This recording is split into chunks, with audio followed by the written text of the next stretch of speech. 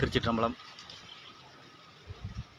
இதுதான் சிவகங்கை மாவட்டம் மன்றமலையில் இந்த மலைக்கு மேல் மலையில் ஏறி வந்தால் பின்புறத்தில் சுயம்புவாக மாகாளி அம்மன் கோவில் உள்ளது.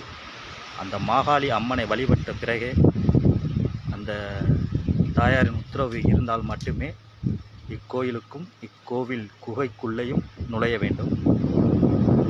அனைவரும் இந்த கோவில் சிறப்பை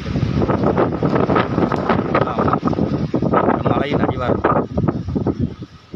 100 வருடங்களுக்கு மேலாக உள்ள பழைய ஜீவசமாதி கிருஷ்ணானந்தா சுவாமிகளின் ஜீவசமாதி உள்ளது.